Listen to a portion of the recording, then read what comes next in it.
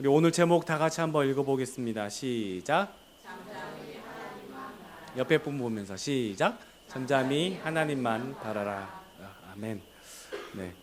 오늘 우리가 본문 말씀을 읽었는데 마지막 셀라가 있는데 셀라를 읽지 않는 이유는 이 셀라는 한국어로 번역하면 얼씨구, 좋다 이런 뜻이에요. 그래서 셀라는 읽지 않고 그래서 괄호 안에 들어있는 거예요. 그래서 셀라는 읽지 않습니다. 네, 오늘 말씀 잠잠히 하나님만 바라라. 그래서 현대인들은 창문 앞에 참 많이 있어요. 요즘 짓는 집들 우리 밴쿠버에서도 많이 보시지만 거의 대부분의 콘도들이 벽을 뭘로 짓습니까? 유리로 만들어요. 그래서 좋은 점도 있지만 실은 단점이 더 커요. 그래서 단열이나 그런 것들이 잘 안 되죠. 그래서 많이 더운데 그만큼 이렇게 밖을 시야를 보고 싶고 또 이렇게 조망권을 갖고 싶은 게 바로 우리들의 마음이지 않나 싶습니다. 집을 지으면 창문을 크게 지어야겠다. 혹은 맞창이라고 하죠. 앞에 창문이 있으면 이쪽에 창문을 또 만들어서 바람이 들어가게 잘 흘러가게 만드는 것.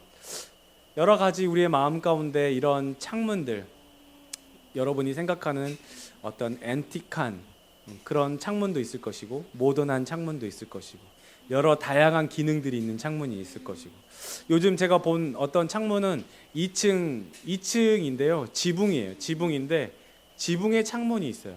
그래서 창문을 이렇게 탁 열면 창문이 변경이 돼서 창문이 이렇게 있는 창문이 탁 열리면서 이렇게 내려와서 발코니를 변합니다. 그래서 발코니 자동으로 한 번에 원터치로 바닥과 이게 탁 열리면서 발코니로 딱 변하는 이런 창문. 네, 여러 가지가 있죠. 여러분 빌 게이츠가 만든 윈도우즈라는 컴퓨터의 창문. 네. 이 빌 게이츠는 자신이 만든 컴퓨터 이 소프트 프로그램의 이름을 윈도우즈라고 지었습니다. 그리고 그 배경 그림으로 여러분 혹시나 옛날에 쓰셨던 분들은 아시겠지만 98, 윈도우 XP 이런 버전에는 바바바밤 이러면서 이제 그 푸른 초원과 위에 구름이 몇 개 떠 있죠. 그 이유는 자신이 만든 프로그램이 실제로 세상으로 통하는 창문이라고 생각해서라고 합니다.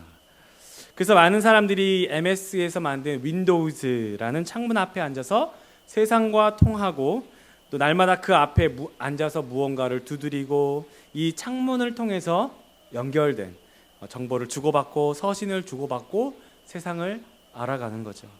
그래서 인류는 이런 식으로 이게 다 전부 제 이메일입니다. 네, 이런 식으로 골뱅이와 gmail.이라는 이 점으로 이어진 구조로 기호로 다 되어 있죠. 네. 모든 것들이 다 저렇게 서로 기호들을 통해서 연결이 됩니다. 창문이 의미하는 것은 관계이며 나와 이어지는 어떤 someone, 어떤 something, 어떤 somewhere. 내가 원하는 어떤 곳. 요즘은 구글 뷰라고 해서 가보지 않은 어떤 쿠바의 어떤 도시, 어떤 저기 아프리카의 어떤 남아프리카 공화국의 어떤 도로, 또 저쪽에 저기 어디에 포르투갈의 어떤 해변 도시, 브라질의 어떤 도시, 해변을 그냥 길거리를 클릭으로 그냥 쭉쭉쭉 걸어갈 수 있을 정도로. 여러분, 우리는 인생은 기다림의 연속이라고 해도 과언이 아닐 것 같습니다. 군인들은 제대 날짜를 기다리고 운동선수는 올림픽의 금메달을 위해서 4년을 기다리고요. 우리는 살면서 방학을 기다리고 휴가를 기다리고 전화를 기다리고 연인을 기다리고 또 떠났던 어떤 이들이 돌아오는 것을 기다립니다. 생텍쥐베리의 어린 왕자에서도 여우는 기다림이 관계를 맺는 방법이라고 말하고 어린 왕자도 해지는 노을을 기다립니다. 그래서일까요? 아프리카 속담에 이런 좋은 말이 있습니다. 어린아이와 풀은 잡아당겨도 자라지 않는다. 그럼에도 조급하기만 한 우리 현대인들은 어린 자녀들도 잡아당겨서 키우려고 모든 것을 다 잡아당겨 앞당기려고만 합니다. 아동문학가 이 유경환 시인의 글입니다.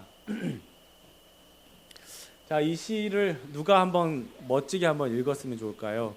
우리 예한이가 한번 읽어봐 줄래요? 예한이가 맨 위에 시작.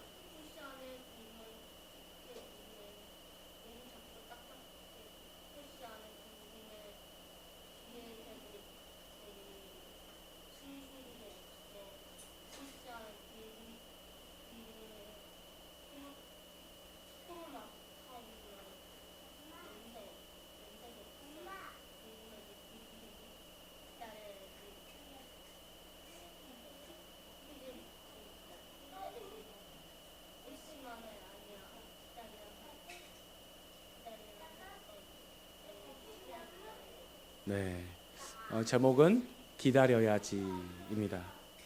꽃이 아니 너무 궁금해 쪼개보고 싶어도 쪼개면 안 되죠. 귀에 대고 들어보지만 소리는 안 나죠. 땅에 흙에 묻고 기다려야지. 여러분, 기다려야 될 건 꽃이만이 아닙니다. 우리의 삶에도 기다려야 될 게 많죠. 저에게 가장 힘든 때가 찾아왔다면 그것은 육체적인 힘듦이 아니고 앞날에 대한 기대가 없어질 때였습니다. 항상 그랬어요. 왜 이렇게 사는 거지? 무엇 때문에 일이 사는 거지?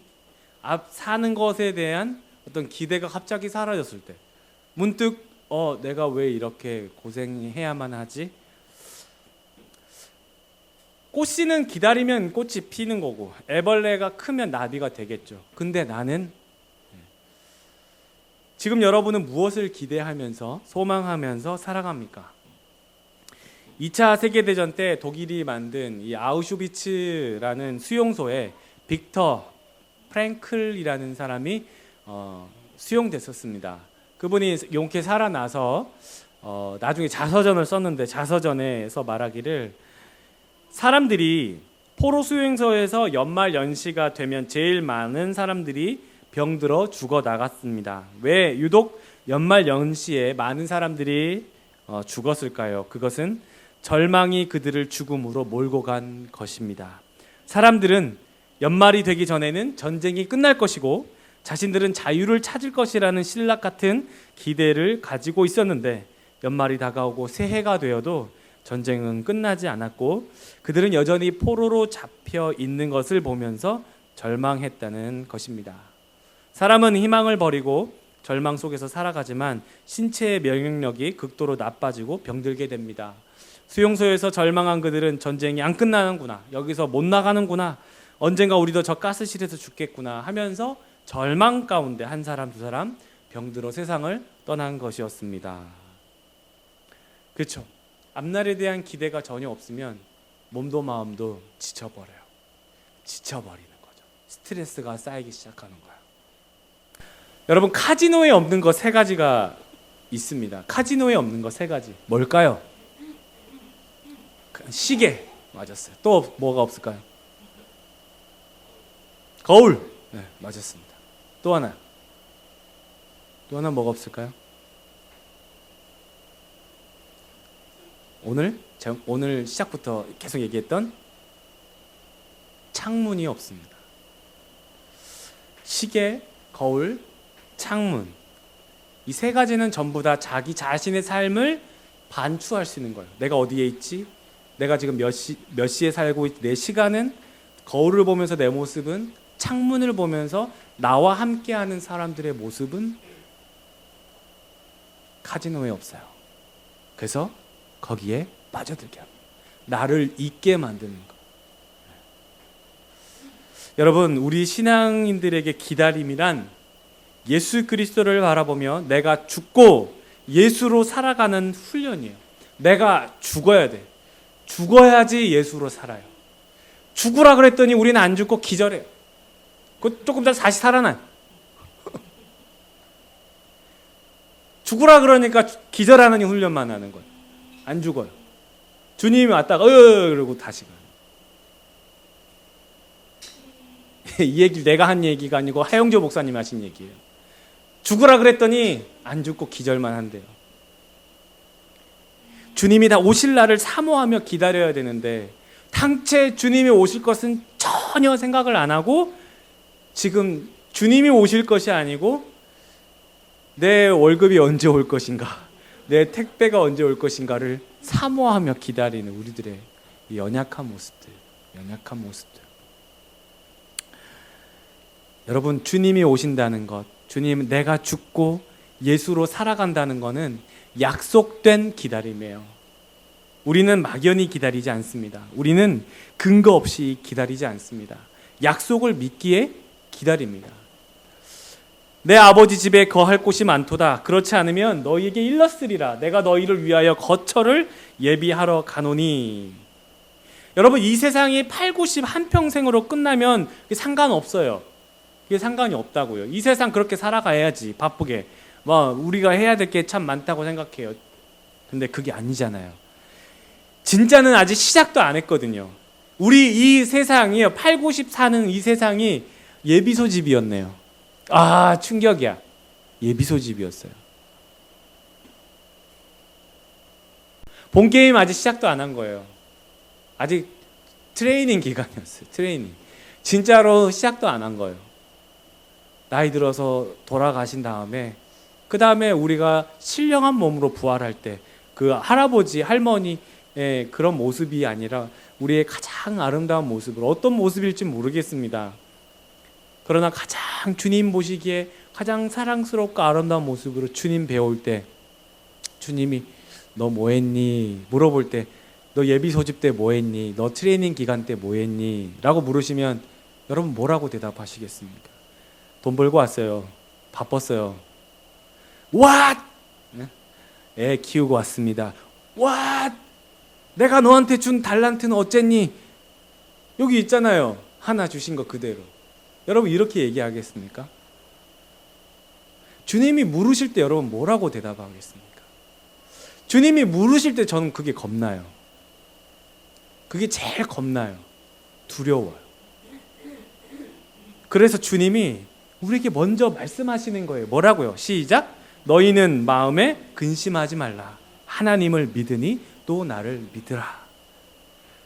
왜 예비소집인데 겁내하니? 왜 자꾸 애만 키우다가 올 거니? 왜 자꾸 돈만 벌다 올 거니? 왜 세상을 그렇게, 이 세상은 예비소집인데 거기에 연연하면서 그렇게 살 거니? 나를 믿어. 그건 다 내가 책임져 줄 거야. 책임져 줄 거야. 그런 거에는 그렇게 신경을 쓰고 온 열정을 바치면서 나와 만나고 나와 교제하는 데는 왜 마음을 두지 않는 거니? 왜 영적인 것에는 관심이 없는 거니? 신령한 양식에는 관심이 없는 거니? 육의 양식에는 그렇게 챙겨가면서 영의 양식은 왜 하나도 먹지 않는 거니? 여러분 우리에게 그렇게 물으신다면 저 너무 겁나요. 그게 늘 두려우면서 늘 그게 저의 기도 제목 중에 하나예요. 주님, 전 그렇게 하지 않겠습니다. 예수 한 분만으로 만족하겠습니다. 지금 매일 기도하는 기도 제목의 첫 번째가 그거예요. 예수님 한 분만으로 만족합니다. 예수님 한 분 때문에 감사하겠습니다. 하나님을 믿으니 또 나를 믿으라. 예수가 창문이요, 예수가 말씀이요, 말씀이 창문입니다. 이 세상을 세상 것으로만 살지 않고 예수로 살아가야 하는 이유예요. 빵으로만 살 것이 아니고 말씀으로 살아야 하는 이유잖아요. 빵도 필요하대요. 근데 빵으로만 살 것이 아니고 말씀으로, 세상 것으로만 살지 않고 예수로 살아가야 하는 우리의 사명이에요. 주님이 우리에게 허락하신 사명이에요. 미션이에요. 그래서 우리들은 전부 다 미셔너리예요. 우린 다 선교사예요. 주님께서 우리에게 주신 사명을 가지고 살아가는 거지. 사명 없이 이 땅을 살아가는 게 아니에요. 사명이 없으면 그리스도인이 아니에요. 정말 명확한 사실이에요. 사명이에요. 주님이 나에게 주신 사명이에요. 이 사명을 뭘로 가지고 살아가느냐? 달란트로 살아가는 거예요. 주님이 여러분에게 주신 재능으로 살아가는 거예요. 그걸로 세상을 아름답게, 하나님을 기쁘게, 그리고 나에게는 보람되게, 달란트로. 여러분 오늘 본문 시편 62편 바로 그런 말씀이에요. 다 같이 한번 시작. 나의 영혼이 잠잠히 하나님만 바라며 나의 구원이 그에게서 나오는도다.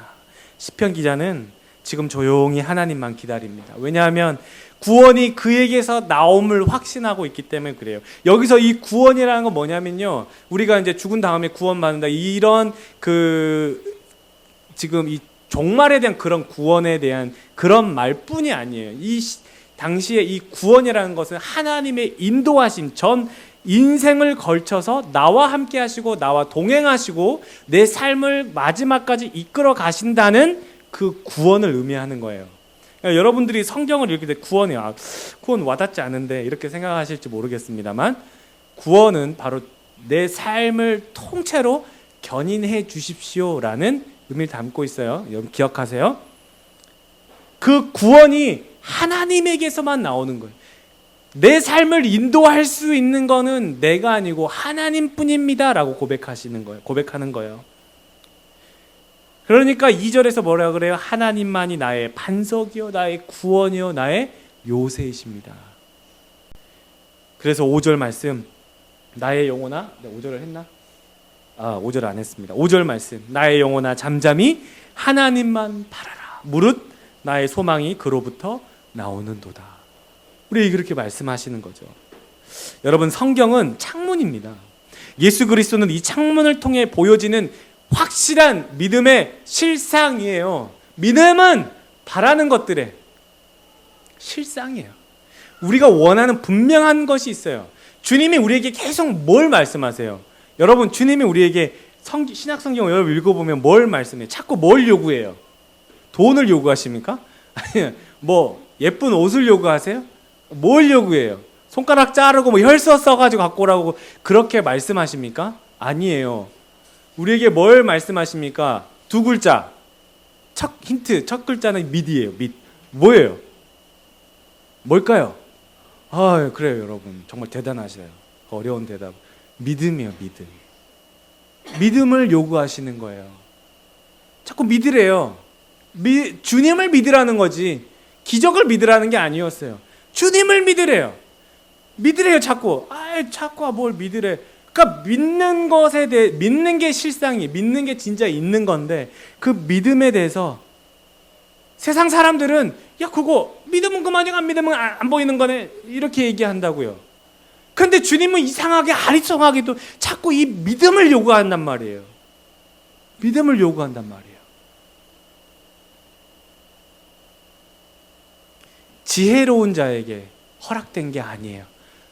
이 믿음이라는 것이 정말 비밀스러운 거거든요. 보물이에요. 그래서 어리석은 자들에게 허락됐다라고 한, 이건 지혜롭고 어리석고라는 의미는 바로 헬라적 사고예요.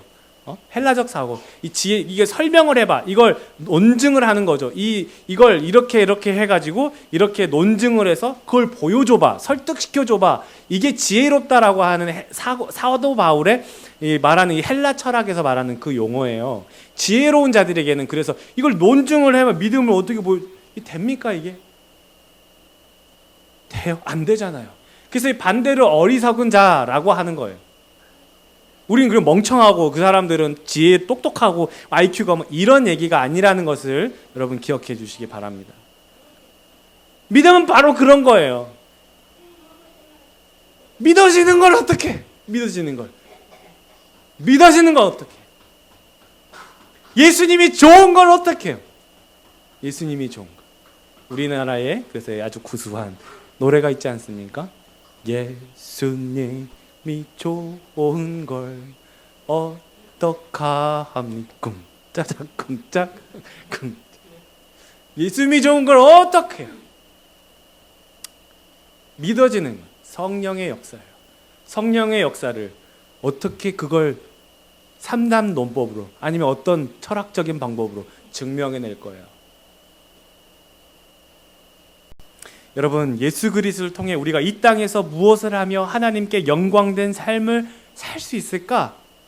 우리에게 각자에게 주어진 재능과 소명을 통해서, 사명을 통해서 기다림과 훈련으로 나에게 보람되고 세상에 유익이 되고 하나님의 기쁨이 되는 사람, 그런 의미에서 나를 인도하신다는 말씀은 하나님께서 나에게 지금 허락하신 그 시간과 장소에서 지금 이 상황은 어떤 의미인가를 고민하는 거예요. 말씀을 통해서 내가 고민하는 거예요. 주님, 지금 여기 내가 막다른 길에 서 있는 것 같아요. 방법이 없는 것 같아요. 이건 나에게 어떤 의미입니까? 시편은 말씀합니다. 막막한 상황에서도 다 같이 시작. 백성들아,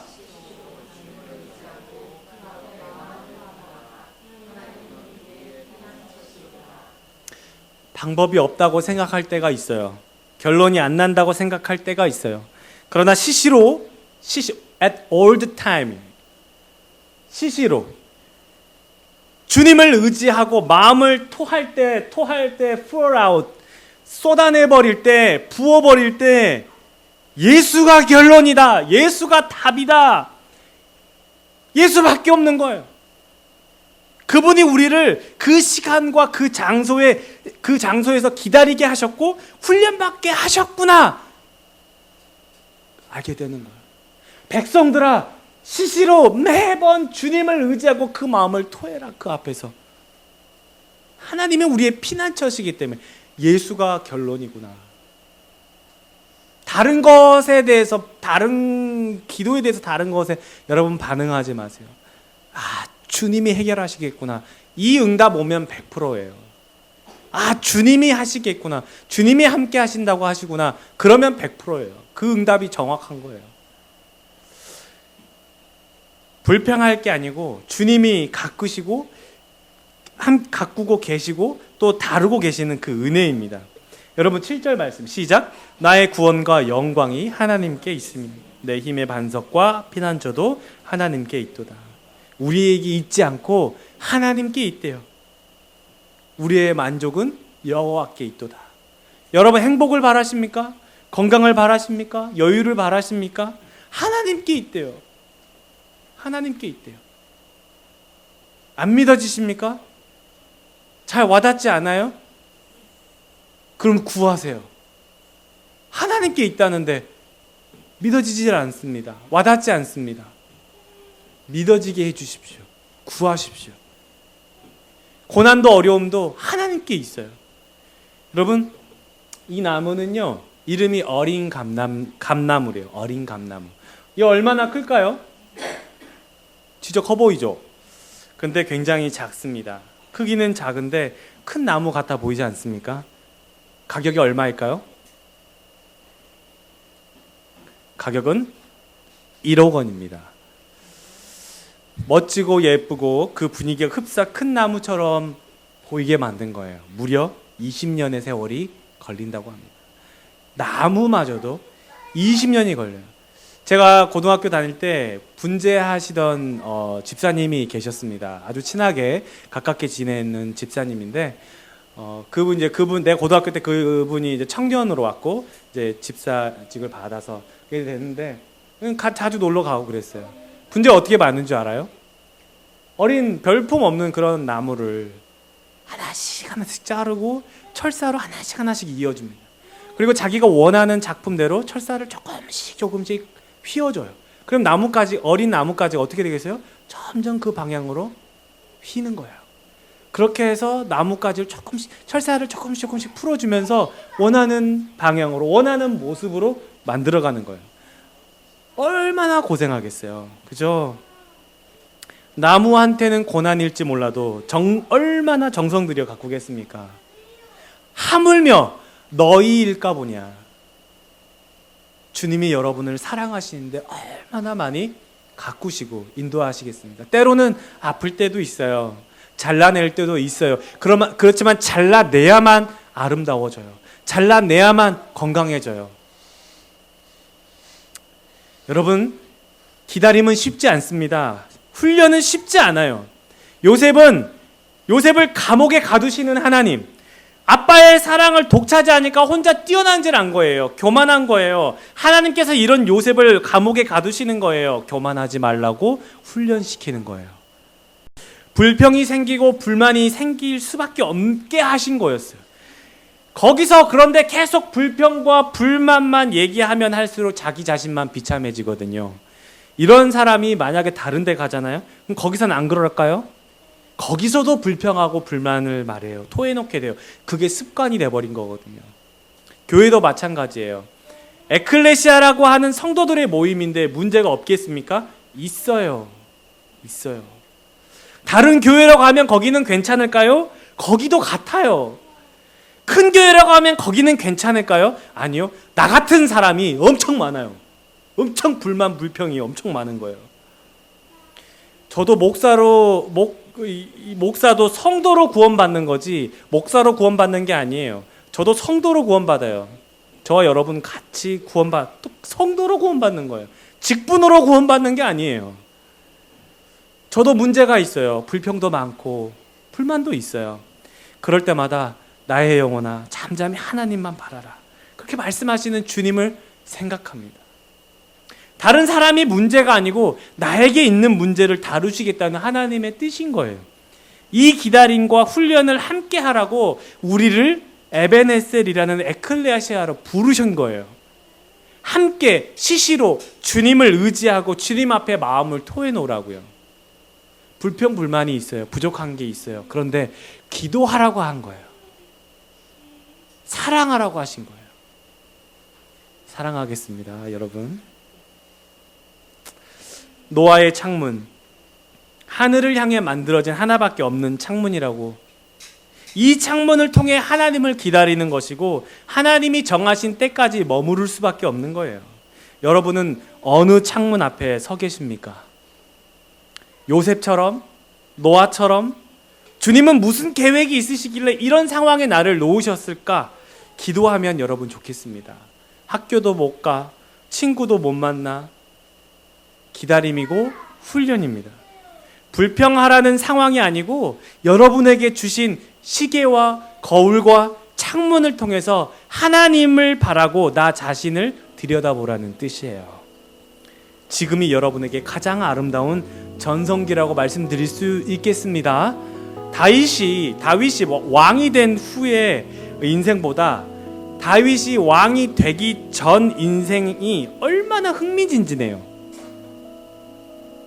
그래서 저는 사무엘상하 그 부분을 참 좋아합니다.